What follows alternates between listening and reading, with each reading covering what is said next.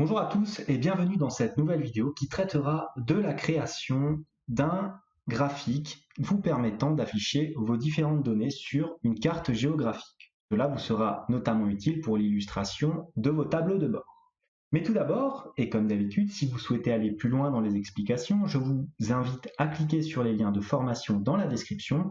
Et si vous ne souhaitez pas rater mes vidéos sur la comptabilité, la finance et l'utilisation des outils tels qu'Excel dans le monde de l'entreprise, n'hésitez pas à vous abonner à la chaîne. Voilà tout, place à ce petit tutoriel. Alors pour afficher des données sur une carte, il vous faut tout d'abord une petite base de données. Ce genre de graphique est utile en général si vous voulez par exemple faire un petit tableau de bord commercial avec vos différents chiffres d'affaires par région. Prenons par exemple un tableau très simple, on aura les régions dans une colonne, le chiffre d'affaires dans une autre colonne, chiffre sans S, et je vais rajouter ici, et on comprendra plus tard à quoi tout cela sert, les données X ainsi que les données Y. Il s'agira en réalité de coordonnées. Pour les régions, on aura l'Île-de-France, la Bretagne, la région Grand Est, la Corse, et on va prendre l'Aquitaine. On va placer différents chiffres d'affaires, par exemple 15 000 euros, 20 000, 50, 2000 et par exemple 35. Voilà, on sélectionne notre petite colonne de chiffre d'affaires, on y applique un format comptabilité comme ceci, on enlève les virgules, on met un petit peu en forme notre tableau, comme ça, avec une bordure.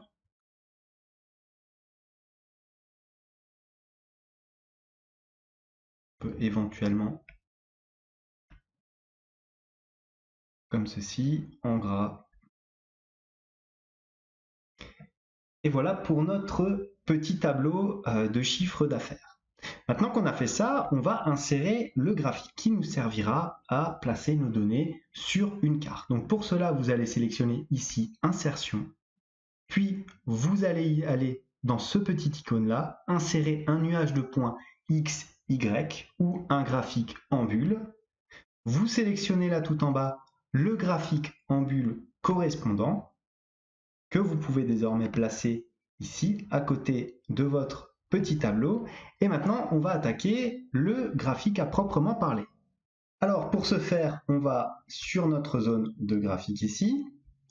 On va faire un clic droit sur notre petit graphique. Nous allons aller dans Format de la zone graphique. Vous voyez qu'une petite fenêtre apparaît sur la droite et c'est dans cette petite fenêtre finalement qu'on va faire toutes nos manipulations. Vous allez tout d'abord aller ici dans Remplissage. Vous cliquez dessus et vous allez choisir Remplissage avec image ou texture, comme ceci.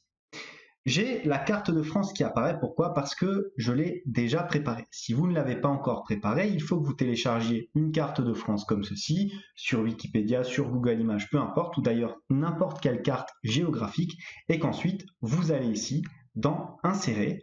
Vous allez voir votre petite fenêtre d'image qui va s'afficher ici à partir d'une image stockée, comme vous pouvez le voir dans mes images. Voilà, vous voyez ma carte ici, donc je la sélectionne, je l'insère, bon, elle était déjà insérée, mais voilà la manipulation qu'il faut faire pour insérer une carte. Maintenant, vous allez un petit peu retravailler les contours pour que celle-ci ne soit ni trop haute ni pas assez étirée, donc on va la laisser un petit peu comme ceci. Maintenant, vous allez constater qu'il n'y a pas de données sélectionnées sur notre graphique. Donc, nous allons aller ici dans Sélectionner des données. Et tout d'abord, je vais placer des données d'exemple ici, donc dans notre colonne données X, je vais y mettre un 1, dans notre exemple ici Y, je vais y mettre un 1 aussi. Maintenant, je retourne sur mon graphique et je peux sélectionner des données. Je fais Ajouter et voici le petit tableau qui apparaît, donc nom de la série, on n'a pas besoin de le remplir, valeur de la série des abscisses x. Ça va correspondre ici à nos données x, et ça va correspondre aux valeurs ici que vous avez à l'horizontale.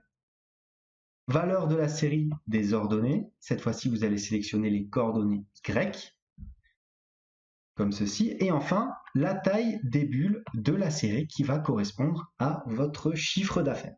Parce que plus votre chiffre d'affaires sera élevé, plus votre bulle sera grosse sur le graphique. Comme ceci. On appuie sur OK. On appuie encore une fois sur OK, et vous voyez que votre bulle apparaît ici. Cependant, elle est relativement grosse par rapport à la carte, mais aussi elle n'est pas située dans la bonne région. En effet, l'Île-de-France se situe à peu près par ici. Pour cela, nous allons tout d'abord changer ici notre axe. Donc on sélectionne bien cet axe-là. Nous allons ici dans Options d'axe, comme ceci, Options d'axe, minimum 0 et maximum 1,2. Nous souhaitons ici mettre un maximum de 10, comme ceci.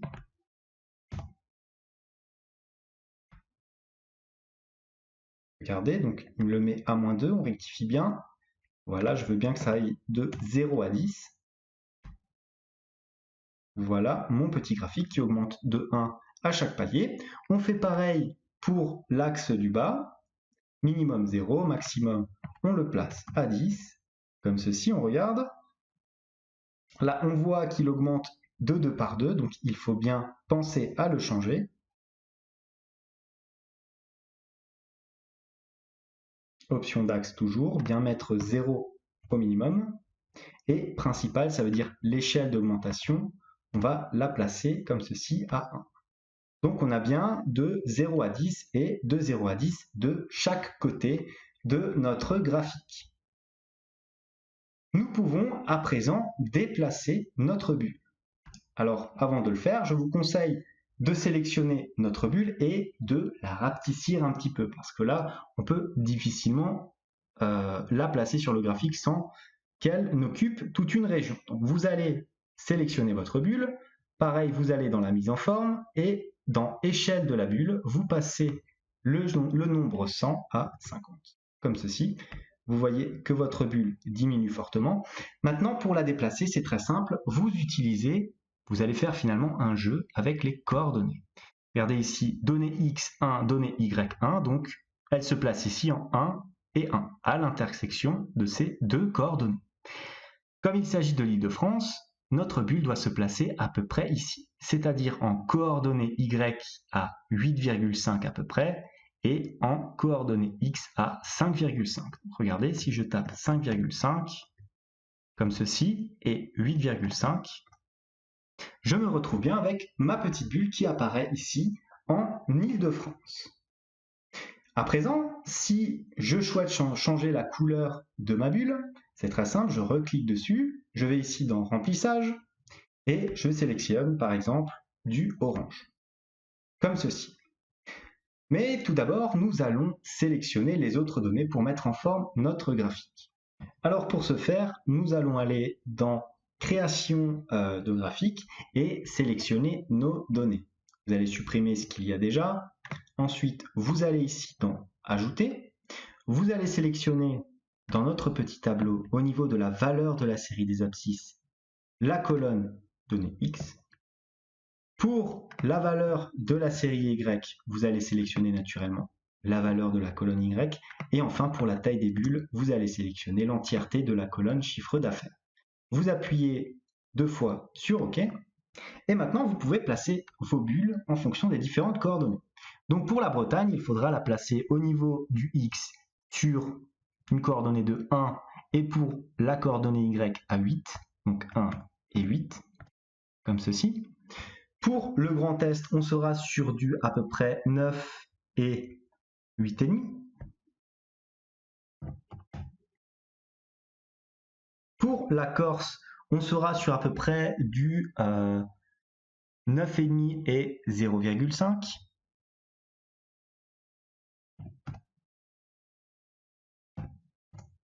Comme ceci. Et enfin, pour l'Aquitaine, on va se placer sur du 3,5 à peu près et 4,5.